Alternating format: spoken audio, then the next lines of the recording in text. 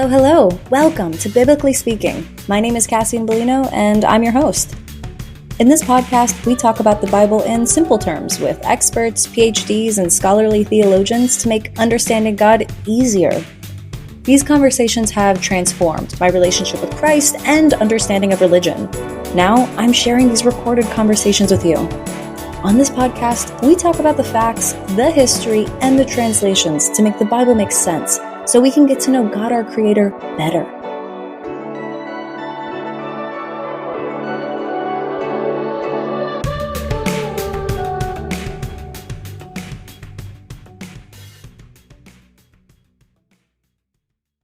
Hello, everybody.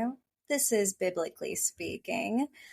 I just want to welcome you all to my podcast. I believe this is our fourth one. So if you made it to this one, it sounds like you like it. And if you're new here, I really appreciate you joining. Just a little bit about Biblically Speaking is I started this about a month ago because when I was just joining my Christianhood journey, I found myself asking quite a bit of questions that the church couldn't or wouldn't answer, just because for me to fully love and fully give my life to something, I need some background. I need some context.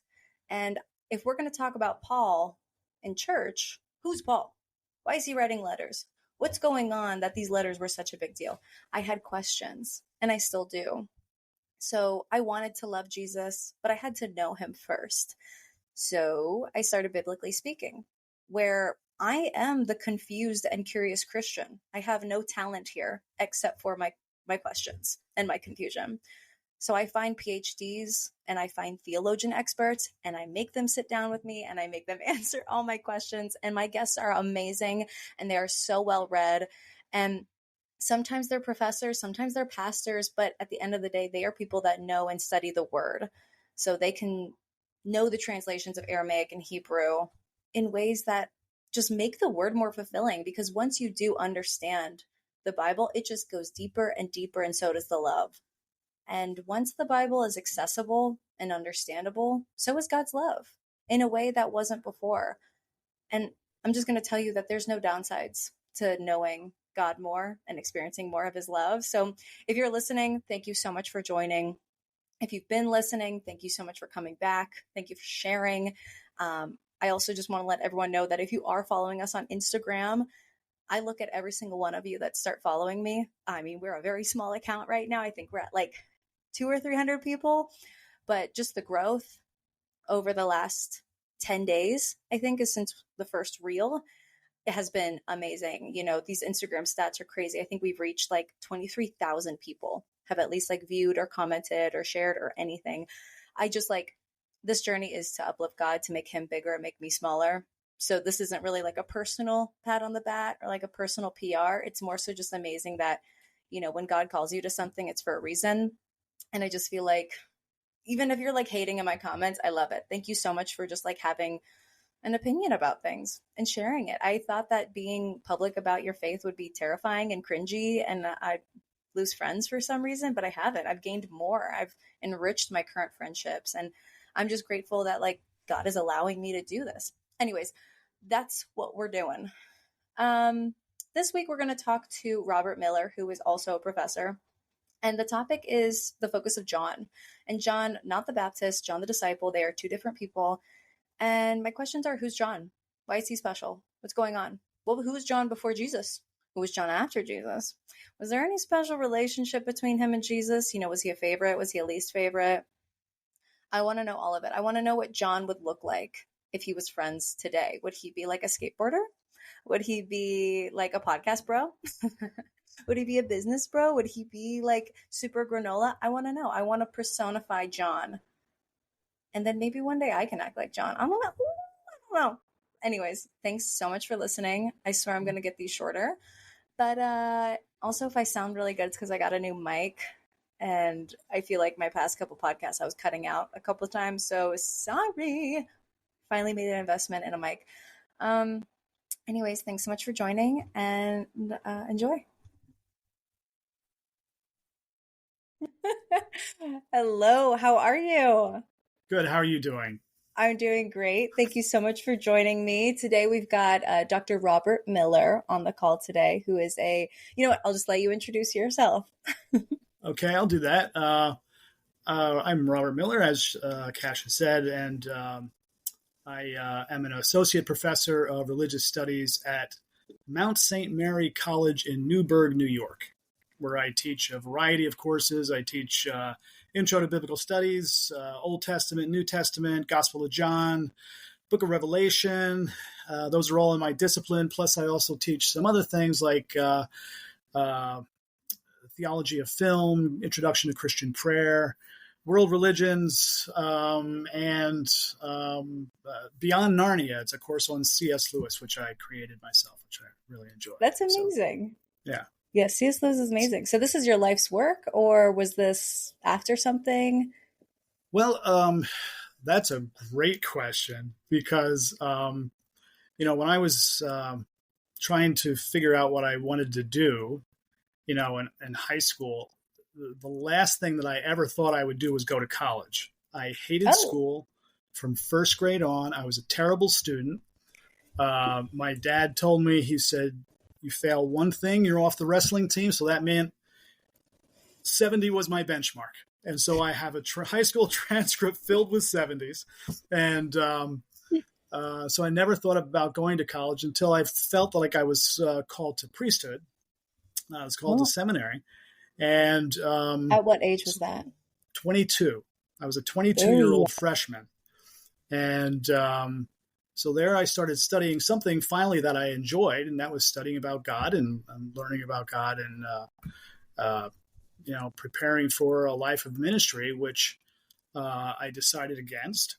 I discerned that was not quite, but I fell in love with theology at the time. So then I went on for my master's degree. I had studied my undergrad at the University of Scranton in Pennsylvania, where I majored philosophy and theology, and then went on for theology at Seton Hall University. And then I did my PhD in biblical studies at Catholic University of America in Washington, D.C. Wow. So, but no, I never thought that I would. A lot of PhDs, professors, they have what they call imposter syndrome. I definitely suffer from imposter syndrome. It's the whole idea. It's like, what am I doing here with all these smart people? So, but I found out that there are other people here too that suffer from that same syndrome, and I consider them quite smart. So not that I belong, but I'm just saying.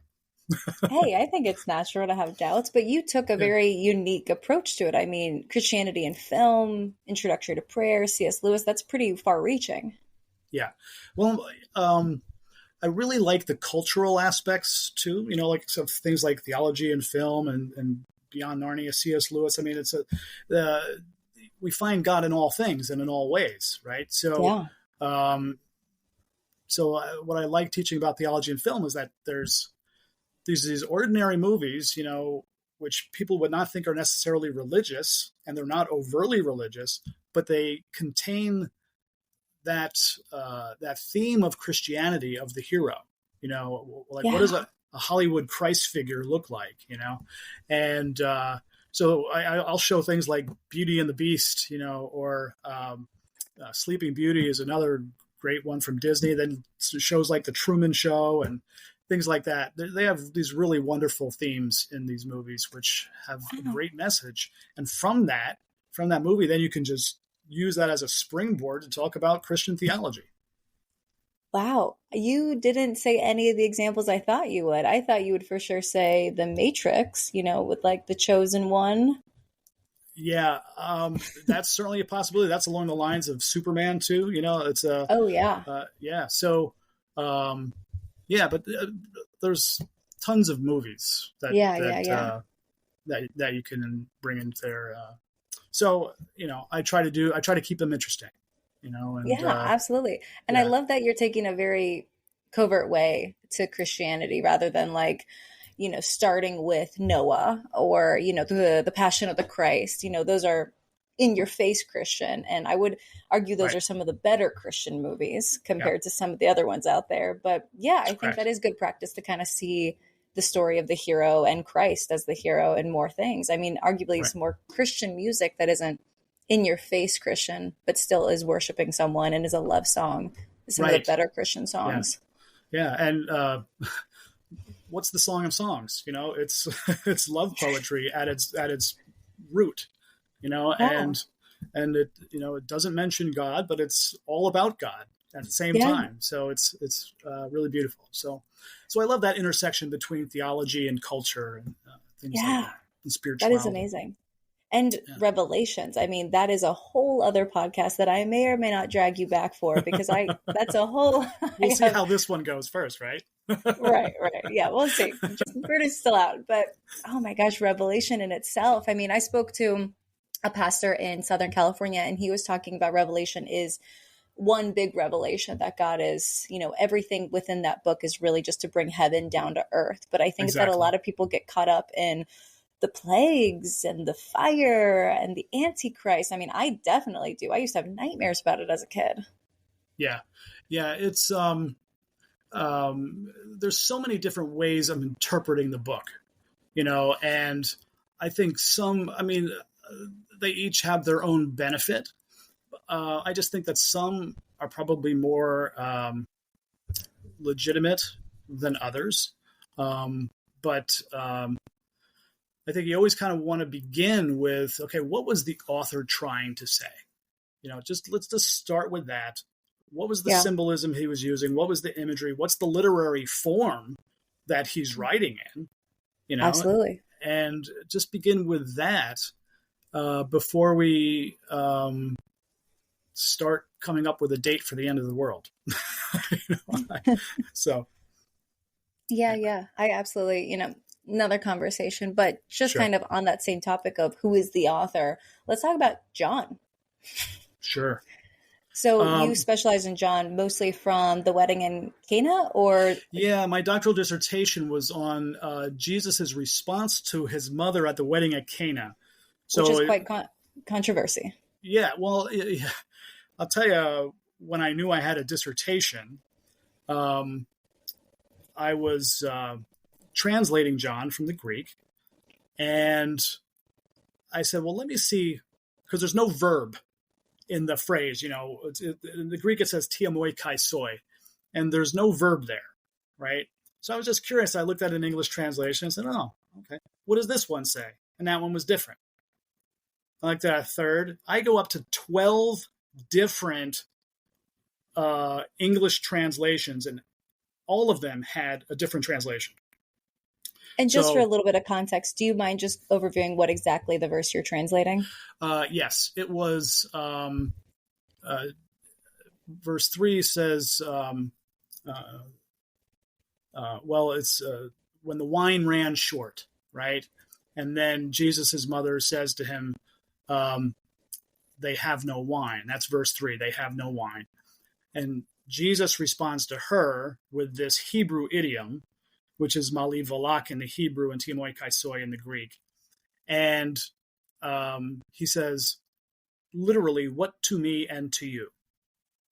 So there's no verb there. So if you're going to translate it literally, it's what to me and to you. And so all these English translations kind of force the translator's opinion into the text, and that's why you have 12 different translations. Now, what's really interesting is that same Greek phrase, the Hebrew idiom translated into Greek, occurs elsewhere, like it occurs twice in Mark's gospel. But of those same 12 translations, they only come up with 2 different translations.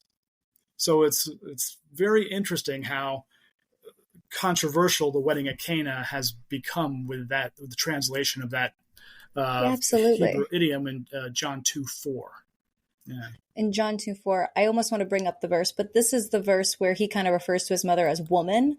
Yes, that's right. That's the second part of the verse. So it's, what is it to me and to you, O woman, my hour has not yet come.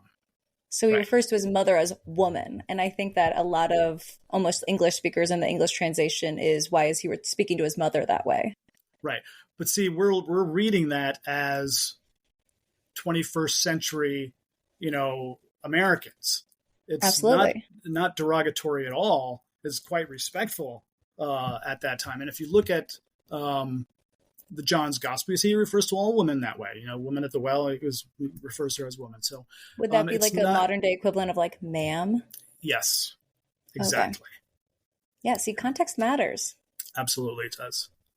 So That's interesting. Okay. yeah, So the woman at the wedding in Cana, but John is just writing from his perspective. So could we just kind of step back sure. and can you give me a little bit of background on like why does John get his own book? Why did John have a place in the Bible? And then just kind of like who was John before Jesus? Was he a fisherman? Was he Yeah, yeah, homeless? Was he rich? yeah. So John was a fisherman. We know that from all four Gospels. We know that he and his older brother, he had an older brother, James, who was also one of the 12, and that they were the sons of Zebedee. Zebedee was their father. So, Hmm. and they had their own little fishing business, right? And Some young entrepreneurs. uh, well, that was kind of tough to do in the ancient world, particularly in that part of Cool. the world. It wasn't, like we fish for sport here. We fish for relaxation. It was a job back then. Like Um, survival. that's right. So it was real kind of serious business. The job itself involved not just catching the fish, but also salting them, gutting Oh, them. It involved selling them, fixing nets, fixing sails. There was a whole business to it, right? yeah. And you know the there was all different ways of catching fish too. I mean, like we use hooks. That's our common way. That when we go fishing by ourselves with a fishing pole, and Yeah. we can watch things like Deadliest Catch and things like that, which really kind of glamorizes, the whole industry. But it was a real occupation in Cana in Galilee. In Galilee, I mean, I got Cana on the brain here right now, but fishing served really kind of as a major industry, and because of the availability of the Sea of Galilee, which was the only freshwater lake, in the area, right? So unfortunately, the fishermen and the associated tradesmen with them were pretty much kept in poverty. The fee for fishing rights was quite high, and on top of that, the sale of fish and fish products was farmed out by King Herod, Mm-hmm. to middlemen, who took their cut, and they took a Mm-hmm. very high cut, and so it Right. wound up keeping the people who did the real hard work in poverty. So that's John's background, you know. So I always wondered, you know, what Zebedee must have felt when his two sons abandoned him. I mean, maybe he had more sense, but it's like, hey, this is the family business here, So I always wondered what his Yeah. reaction would have been. Like I I love mean, that you're following the Messiah, but like could you have like that's found a right. replacement? That's right. Um, could you give? Okay, so he was more Excuse me. like a poor lower class, not lower middle class, Yeah, under the Roman Empire. they Was were he laborers. That's what they oh like were, and just poverty? laborers. And yeah, I mean, everyone was poor. You know, Yeah, yeah, it's tough to talk about any real middle class there because you had the yeah. wealthy, and but everyone was kind of struggling to get what they can. So being a fisherman, they struggle. It was hard work to make a living, and we also know something about their mother, though. John's mother. Um, Remember, Jesus calls James and John sons of thunder. If Oh, you're familiar with that title, yeah, he calls I'm them not. sons of thunder.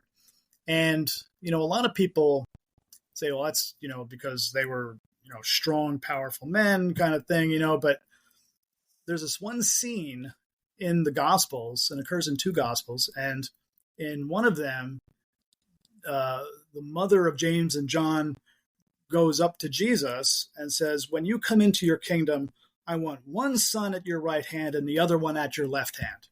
I remember that verse. Yeah. Yeah, that's pretty brazen, right? So I think she's the thunder. That's why they're sons of thunder. So, but that's just speculation. There's no evidence on that. But I mean, a strong woman has to raise a bunch of sons, so that right. makes sense. And those sons are kept in check by her, so they clearly respect women. So right. I don't know. I mean, obviously the mom's a firecracker, but would you say that they sound young? I mean, let's start there. How old was John and James? We don't know for certain, but it is. We do know that James was older. Okay. And we know that John was the youngest of the apostles, and he was likely a teenager, when he started following Jesus. So, like 13 or 18? What do you mean by teenager? That's a good question, but he was probably on the older side of teenager. I doubt that he would have been, in the young teens, but people grew up quickly then. So yeah.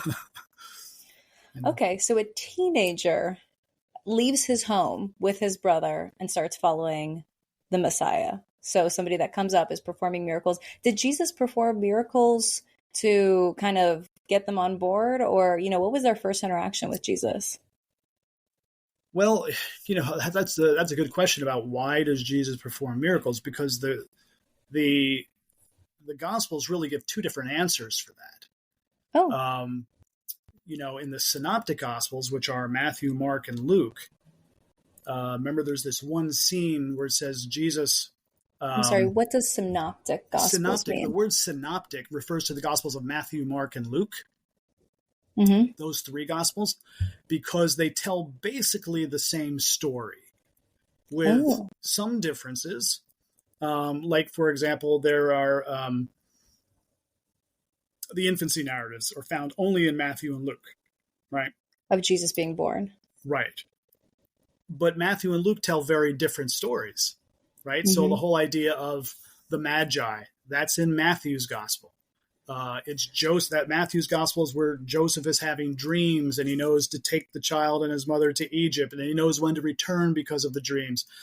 That's nothing. That doesn't occur in Luke. Luke is they're going to Bethlehem because of the census, and there's no room for them at the inn, and the shepherds witness the angel, and they're greatly afraid, and the angel speaks to them and calms them, and so there's two very different stories, right? Mm. But when you look at the life of Jesus in Matthew, Mark, and Luke, the word synoptic itself means to see together or to see with. So you can put them in, and this has been done in books, we call them gospel parallels, where you can put the three stories in columns, right? And you can see that they're telling the same story, but they're telling some things differently. There's some points of interest which are different.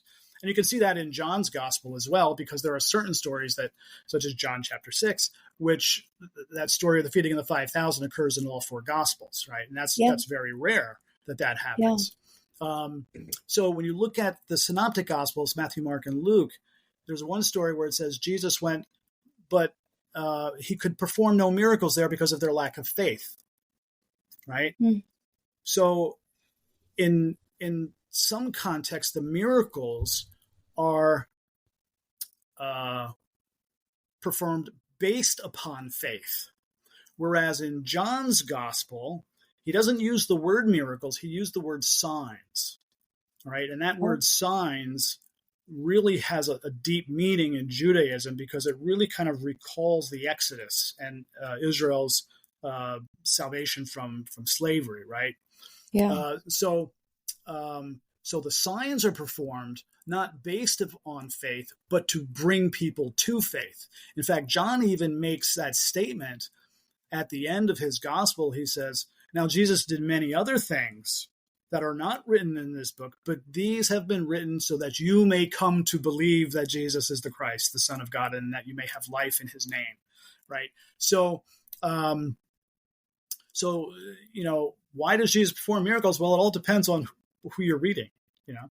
So Yeah. sometimes they were performed based upon someone's faith, and other times the signs, the other miracles were done to bring people to faith. So,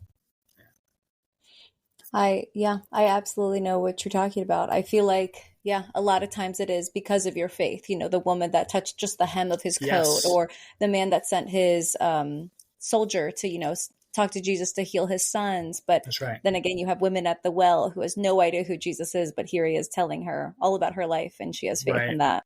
right, right, That exactly.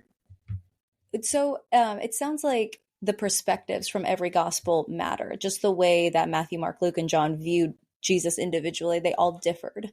And it sounds like from John's perspective, he adored Jesus. Was it he the one that saw Jesus as Messiah? So one saw Jesus as man, one saw him as the Son of God, one saw him as the Messiah. Am I getting that correctly? Yeah, I can yeah. look it up. So if no, you're absolutely right. In fact, if you really the what we call the Christologies of each gospel, so that's what is their portrait of Jesus?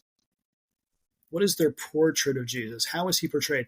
It really all comes from their uh, perspective on the crucifixion. Those are really the oldest parts of the gospel. So in Matthew's gospel, you look at the crucifixion and the whole trial, and what is Jesus? He's the royal Messiah, right? He's the fulfillment of all the Old Testament prophecies. What about the portrait of Jesus in Mark's gospel? Well, he's the abandoned Messiah. He's crying out, my God, why have you abandoned me?" Right?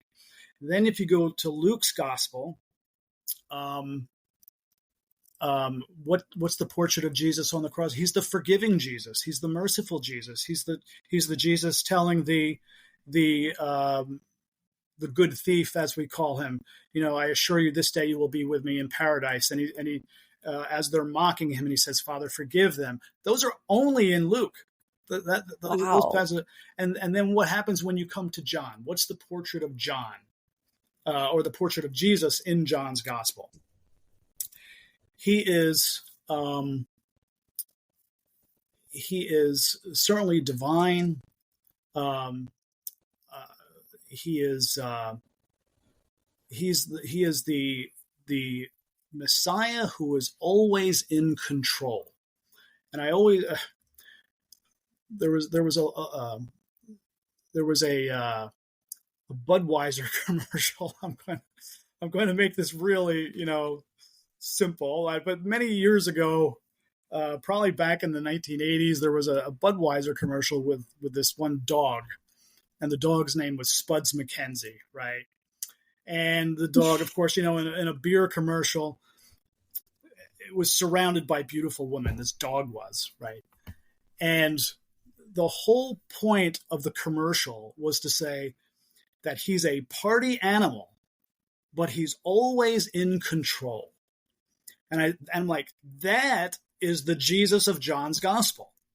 He's this party at where is he? He opens up and you see he's at a wedding banquet, right? He's at a wedding banquet. He's producing wine. There's so much wine there, they fill it to the brim, right? And what happened?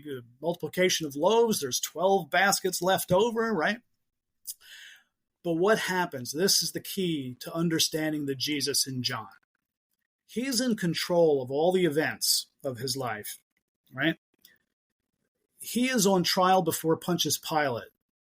And Pilate says to him, do you not know that I have the power to release you or the power to crucify you? Now remember, up to this point, Jesus has been totally silent, not answering a thing. And when he hears that, he says, you would have no power over you if it were not given to you from above. So he's like, you don't That know is a what power is. wild thing to say to Yes, when you're on the trial. guy in charge. That's right, when you're on trial.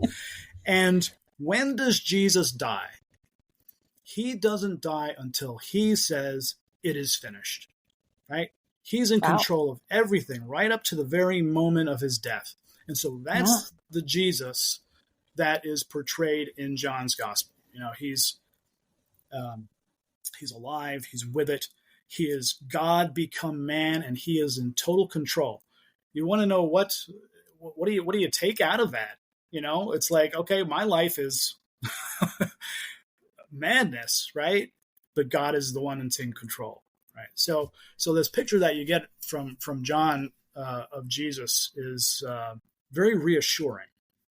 Yeah. It's arguably the best book to start with. Yes, that's a good way of putting it. That's correct. Yeah. Because, I mean, it sounds like, so just to kind of sum it up, John is a 16-year-old kid. Let's just go with that because that's a pretty prominent time in your life. Yeah. A 6-year-old kid, he's working hard. If he lived in 2023, he would be kind of working like a dog. He'd probably be like a mechanic. Do you feel like just like kind of working all night, working all day, just like working hard for his family? He's a tradesman, right? So he's a tradesman, Okay. So Okay. Yeah. whatever that could be, plumber, that could be, electrician, bricklayer. Oh yeah, I would kill to be a plumber, electrician. Those guys get paid so much. I know. John would be doing well today, actually. Yes, you're right. Yes, he certainly would be. Okay.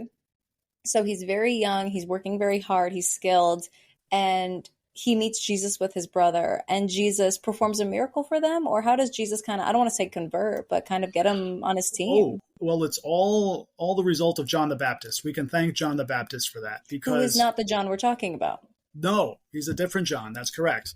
So, but John, the evangelist, John the fisherman, John the brother of James and sons of Zebedee and sons of thunder, they were followers of the Baptist. And the Baptist was a pretty radical guy. He was, and so he was very attractive. And John or the Baptist? John the Baptist is the one I was talking about. You mean attractive as like his message just allured people, or do you think physically attractive? I thought he looked wild. Right, exactly. So, but that's an attractive thing, right? When you see someone acting, wild, it's like a train wreck. You can't take your eyes off it. So somehow you just have to look. Thanks, Mom. Well, I guess so. But no, but he. So he was in. He was like, "This is good. Yeah. I love but John the Baptist." He's preaching cool repentance. Things. John the Baptist is. He's preaching repentance, and he's out in the wilderness. And John is John the evangelist, John the son of Zebedee, we'll call him for now, is attracted to him. And remember, it is John the Baptist is the one who points to Jesus as the Messiah, and he says, "You guys got to follow him now." Okay, mm-hmm. He must increase and I must decrease. Mm-hmm. And so, so we can thank John the Baptist for John and James coming to follow Jesus, right? And it's very interesting. And this is another thing that we can take with us, because the first words of Jesus, when he sees them following, and he says, "What are you looking for?" Think about that. The first words of Jesus in John's Gospel are, "What are you looking for?" And that is the question that he asks all of us, right? Yeah. So, and their response is what our response should be. It's like, "Where are you staying?" And then he says, "Come and see." Those are the first words of Jesus. Like the most down to get down conversation I've ever heard in my life. That's right. Yeah. What do you want? Wherever you want. All right, let's go. That's right. Okay, so they were actually, local guys, laborers, following John the Baptist. So they were like in search of something bigger than themselves. They were already following John the Baptist, who at that time was seen as a radical. I mean, he was wearing a loincloth, he's eating bugs and eating raw honey, he's baptizing people, he's saying just as crazy things of his cousin Jesus. And then when he points at Jesus and says, "No, this is the guy you want to follow," they just kind of pivot and start going with Jesus. Right. So he points him out. He says, "Behold the Lamb of God," right? Now that's for you and me, it was like, if you're calling some guy a lamb, like, I don't know if that's someone like, now you call him the goat, right? Today, you call someone the goat. What's that mean? He's the greatest of all time. It's like, how times have changed. So, Yeah. but Yeah. to be when you're called the lamb, that meant something for the Israelites. The lambs offered for the sacrifice, and the Passover lamb, the lambs in the temple. Um, that's not just John the Baptist talking about Jesus's personality. Oh, he's mild as a lamb. No, no, no. That's a Christological title that he's giving him right there. That's identifying who he is as the Yeah. Christ. So So would be calling someone a lamb back then mean that you were gentle, or would that be like you are the no, pinnacle, the quintessential, you are the best of the best? Well, also there is that symbolic that he is the lamb sent from God, the sacrificial right, lamb. yeah. Do people typically call each other lambs back then? I Was don't that a think thing? so. No, I've never been anything about that. I don't think so. So, but it's just a strange thing to call someone, don't you think? I mean, Yeah. yeah. But the other thing is when you look at chapter 1 there in John's gospel, where he gives him this title, you see that there's all. If we had nothing else, we had just chapter 1 of John's gospel. We didn't have anything from chapter 2 to the end. We had no other gospels. We would know an awful lot about what the early church thought about who Jesus was just by the titles that they give him in chapter 1. You just go through it, and I don't know how many titles, I forget how many titles he's giving. You are the King of Israel. You are, Son of God. Or you're all these different, they're escaping me right now, but because it just popped into my head, like you have all these different titles that you're the one spoken about in Moses and the prophets. So we would know an awful lot about Yeah. who he is just from chapter 1. Yeah. Chapter 1, verse 45. Philip found Nathanael and told him, "We have found the one Moses wrote about in the law and about whom the prophets also wrote, Jesus of Nazareth, the son of Joseph." Yeah, Yeah. he's called Rabbi. He's Here called. truly is an Israelite in whom there is no deceit. Yeah. My gosh, what a brag. Oh my gosh, what an intro. Okay, so I love this. I feel like the book of John is just full of love, and it's like steeping with love, but also because it seemed like Jesus liked John more than he liked the others. Isn't Um. John the one that Jesus loved, and he like outwardly says that this is the one I like most? Yeah. So I guess the question is, along the lines of, what does that title mean? He's called the beloved disciple, right? Yeah. And it depends on how you translate that. Uh, um, some Bible translations or versions will translate it as the beloved disciple, or the disciple whom Jesus loved. But we see, why he had such an affinity for John. It may have just been because he was the youngest, and he knew that he was going to live the longest and have such an influence on the church. So we see that there's several places in there that we see a reference to the beloved disciple. One of them is when Jesus is on the cross, right? Oh. Yeah, and that's really the first one. So it's in John chapter 19. Jesus is on the cross, and he says to John, he says, "Behold your mother," or to his mother, he says, "Behold your son." And then it says, from that moment on, that disciple took her into his home, right? Mm-hmm. And then you have Mm-hmm. at the end of the gospel, you have the resurrection. I'm trying to think right now. There's also, I'm just looking at some verses. I'm on a different tab right now, cheating. but Oh, it's I'm okay. looking at some verses and it says just a little bit lower down. So John 19, you just said John 19:27, and to the disciple, here is your mother. From that time on, this disciple took her into his home. And then the death of Jesus, we're at John 19:35. And or Right. I'll do the verse before John 19:34. Instead, one of the soldiers pierced Jesus' side with a spear, bringing out a sudden flow of blood and water. The man who saw it has given testimony, and his testimony is true. He knows that he tells the truth, and he testifies so that you may also believe. Are they talking about John right now? Yes. Well, that's all controversial in scholarship itself. The Gospel of John, authorship is um, a big point of debate. Um, I would fall into the category of scholars who would say it's John the Apostle, without a doubt. And I think that there's just not enough evidence to say that John the Apostle had nothing to do with this writing. There are people who would say, there's so many different candidates. Um, um, some have even suggested John the Baptist as the author, which I find very impossible to believe since he's beheaded.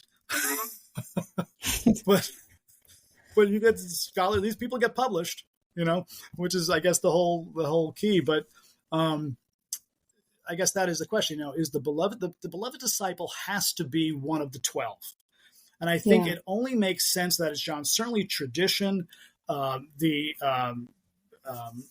lot of the fathers of the early church, identified the beloved disciple as John, one of the 12. There's one particular early church father, Saint Irenaeus. And Saint Irenaeus, he was a second century bishop of Lyon, and he, lived probably, most of his life in the second century. So from 120 AD, probably to the end of that century somewhere. Could have gone into the next century, but probably died right around the turn of the century. But he identifies the beloved disciple as the disciple of the Lord who leaned upon his breast at the Last Supper, right? So now what I love about St. Irenaeus is his connection to the apostle himself. What is that connection? The connection is that Irenaeus was a disciple of Polycarp. And Polycarp, or St. Polycarp, was the bishop of Smyrna. And Smyrna was one of the 7 churches that the book of Revelation was written to. And so Polycarp was a disciple of John the Apostle himself. So you have John the Apostle at the end of the first century. He brings Polycarp into the faith, and Polycarp in turn brings Irenaeus into the faith. All right. So, and Polycarp was the bishop of Smyrna, one of the 7 churches that the book of Revelation is written to. So that's why I love reading Irenaeus. And certainly not everything Irenaeus says is, plausible, but he has this connection to one of the 12 apostles. So and there's just so many other of the early church fathers. Eusebius, if you read the writings of Eusebius, he was a historian, and he also, by citing other sources, argues that John the Apostle was the author of the 4th gospel and the beloved disciple, the disciple whom Jesus loved. So, and so, so why did he love John? He may have loved his youthful innocence. You know what I mean? It's like, here's a guy who has, all the right intentions, but boy, he needs to grow up, and so we don't know. Interesting. It's interesting that it's unclear why that wouldn't just be specified. I mean, I'm looking at the verse that you keep referencing with the Last Supper, and it looked like, John 21, verse 20, Peter turned and saw that the disciple whom Jesus loved was following them. This was the one who had leaned back against Jesus at the supper and said, look who Lord, who is going to betray you? And when Peter saw him, he asked, Lord, what about him? So it's just consistently referring to him as the Yes. one. Why was that so? I don't know. Is there like a lot of meaning here? Why is it a big deal that John allegedly leaned against Jesus at the Last Supper? That seems like a pretty small thing. Well, it shows the closeness of them Oh, as well. So, I mean, and when you, okay, so, um,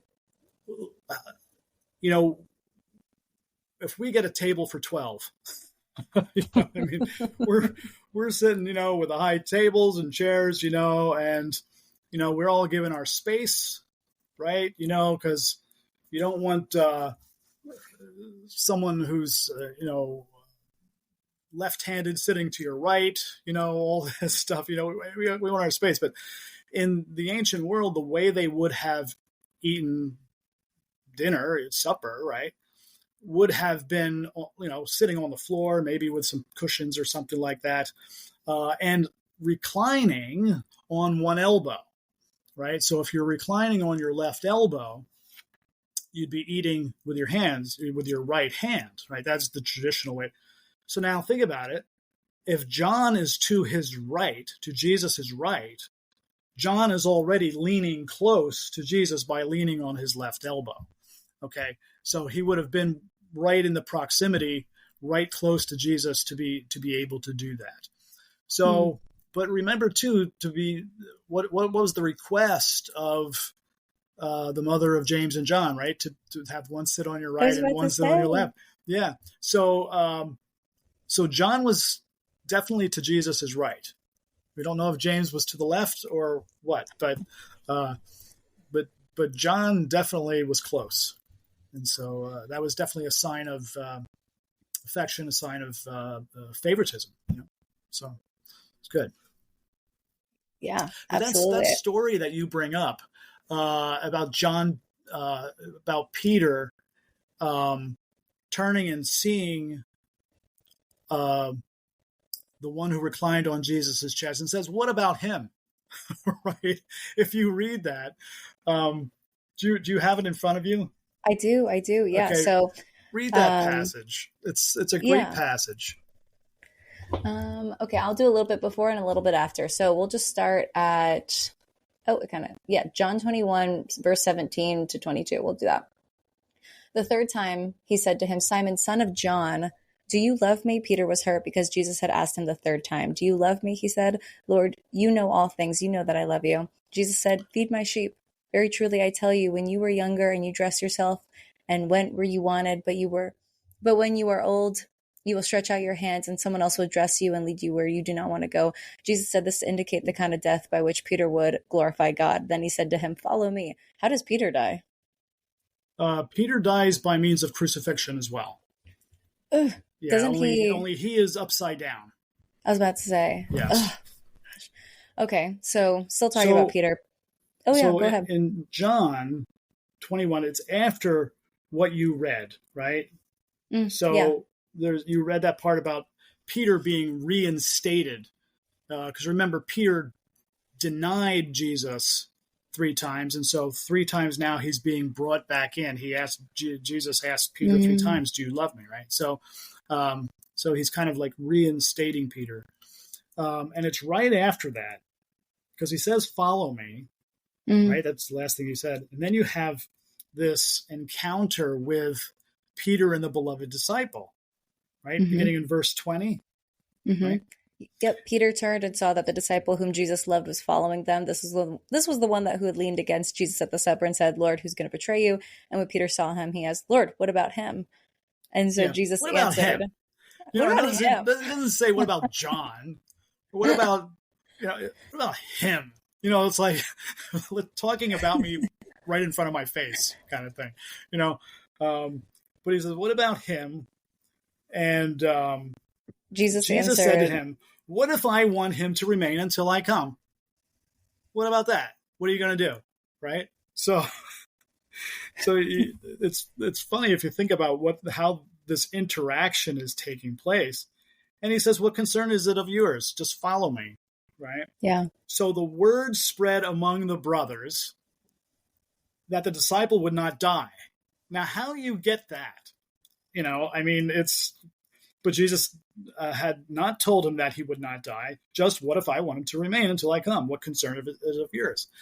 Now, the reason I find that little interaction interesting is because there was actually a legend that John the Apostle did not die.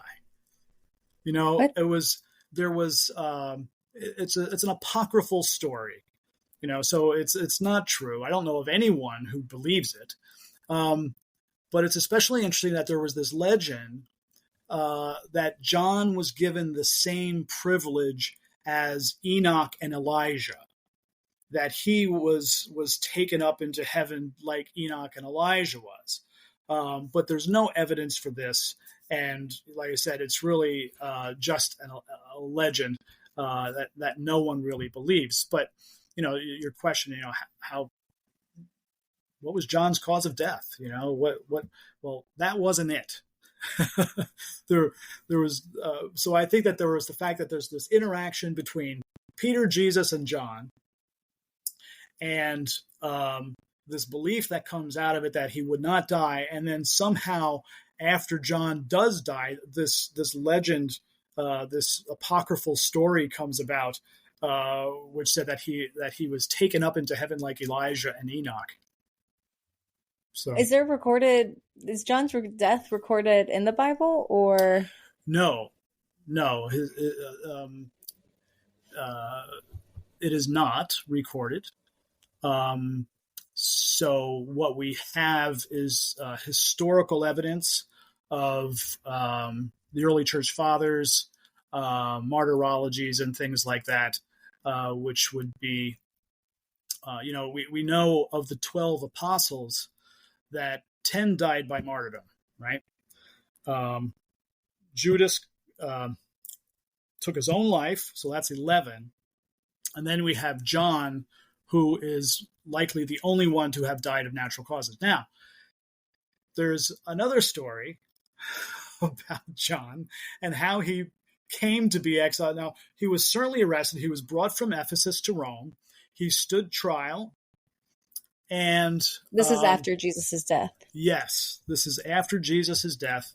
This is, toward the end of John's life. And so what's going on? You have John's gospel and, his other writings, the book of Revelation. These are all written, probably in the last decade of the first century. So what's going on there? You have the persecution under the Emperor Domitian. Okay, and he reigned from probably about, I think it's like his years are probably around 81, I think it is, to 96. So he has John brought to Rome. He stands trial, and John was sentenced to a real gruesome death. And whether this story is true or not, who knows? But is this in the Bible, or where was this? No, this is not in the Bible. No. Huh. So where's it at? It's in someone's writings. Like, the name escapes me right now. I can't. But he supposedly was to be boiled in oil, and so this is in the Colosseum, and the fire is lit, the oil is heated, and John is brought out, and he is thrown into the oil, and then the miracle happens where he is totally unfazed, right? People see this, many convert, and as a result of that, now remember, we don't have any hard evidence for this, but this is how he becomes exiled to Patmos, right? So he stood trial. There's an attempted death,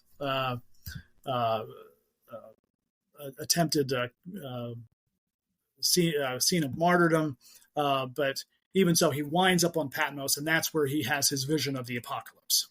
So, but after that, after the death of Domitian, and this we do know, after the death of Domitian, John is then released. He goes back to Ephesus, where he spends the rest of his life, and there dies of natural causes. That was a wild story. Yeah, it is, but you take that with a grain of salt. We don't know that to be true. So anyway, that's hard. You want that to be true. That's an epic story. You do, because people see that, and according to the story too, people convert. They see the miraculous, and it also demonstrates how hardened people's hearts can become too. Now, if Domitian knows that he survived being thrown into oil, wouldn't that make you convert, right? But Pharaoh didn't convert, right? Releasing the Israelites. He saw the attacks on all the Egyptian gods and still didn't convert, So people with hardened hearts, they're a tough catch, But as long as anyone's open, if I saw someone boiled like a beignet and come out unscathed, that's pretty hard to deny. Yes, it is for you and me. But for other people, it's a magic trick, Yeah. So, what was the vision of the apocalypse? I don't want to skip over that. The entire book of Revelation. That was by John? Yes. So John's exiled on Patmos, and he's the one that has the vision of the book of Revelation. Yeah. I didn't know that John was the author of the book of Revelation. I'm sorry? I didn't know that John was the author of the book of Revelation. Yes, well, you'll get debates among scholars over that as well, but it's attributed to John. In fact, but the author even mentions his name. He goes, "I, John," right? So, but the question is it the same John? So is there another John? Oh, there's lots of Johns. It's a pretty uncommon name. Yeah. So, but some people, they would argue even that the gospel itself went through several editions, which we can see evidence of that. So we don't have to argue that John penned every word in the order that it is, but to deny Johannine authorship outright, which some people do, I find very difficult to believe. And some of the people would argue that the book of Revelation is written by a different John. Again, I don't think that there's any conclusive evidence that would argue against it. You can make some good arguments, but I think even those arguments fall short a little bit. So, for example, some people will say, "Oh, well, the author of the Apocalypse uses a different word for lamb than the author of the gospel." And I say, that's legitimate. But if you look at the language and the words that John uses in his own gospel, you see that passage that you read about, "Do you love me?" Well, in the Greek, there's two different words for love being used, right? There's phileo and there's agape. Philein, so do you love me? So two different words for love. We see that with the word for to see in John's gospel. Sight is very important. It's really a euphemism for faith, right? To be able to see in John's gospel. Yeah, so the healing of the blind man, right? What he's doing, he's not just getting his vision back, he's coming to faith is what's happening there. That's John chapter 9, right? But see, even in there, John is using different words for the word to see. In one case, he uses blepo, and in other words, he uses orao. So there's different words. And the same thing for the word to know. The word to know, gnosko or oida. There's different words, and he goes back and forth using these words synonymously, with no real structure to them, or no real, there's no set pattern. He just kind of uses them interchangeably. So, Yeah. so the fact that someone would say, the author of the Book of Revelation or the Apocalypse, uses different words. Well, I say, that's legitimate until you see the way the author of the Gospel uses words. So, Right. Yeah. Wow, man! Now I just want to start talking about Revelations, but Well, we can't. Not this That's time. another one. Next That's time. another whole thing. Next time. Well, I enjoy these conversations. Clearly, I mean, you're a fantastic speaker, but just for somebody who might be listening and has more questions than I do you think you have any like books or just resources you could point them towards to kind of continue their education on this topic? There are some very good commentaries, both Catholic and Protestant. I always like going to the ancient. I forget what it's called. Ancient commentary. I forget what it is, but it's actually a Protestant publication, but it actually refers a lot to a lot of the early church fathers and their interpretations, just so you can kind of see how they do it. Word biblical commentary, I think, is very good. If you're looking for something a little more heady, Anchor Bible commentary. I'm not thrilled with that commentary on the Book of Revelation, though, and I hope she's not watching. But there's some Ignatius Bible commentary, I think, is very good. Those are the kind of the sources that I go to. Ignatius Bible commentary. Okay. So, trying to think, what do I have behind me? Oh, Navarro Bible commentary. So, gotta go back, look at my sources. Okay. Yeah. Scan your library and then get back to me. Yeah. And I just want to make this an available resource for anybody, because if you've got a book of the Bible and then you wrote another book of the Bible, you're clearly worth learning about. And plus it's 3 letters. We didn't even talk. What? There's first, second, and third epistle of John as well. Okay. So next to Paul, who wrote at least 13 letters, some argue 14. You have John, who has 5 books attributed to him. So. Oh boy, we're gonna have a couple more podcasts, guys. That's good. Well, this has been great. I mean, I think I'm the youngest of my family, and Me too. It's so hard.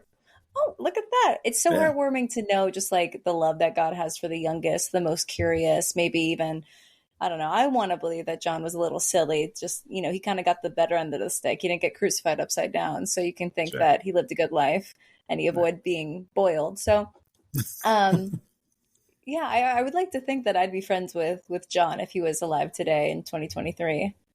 Yeah, I would like to think that I would be as well. I think I'd have a lot of questions for him myself.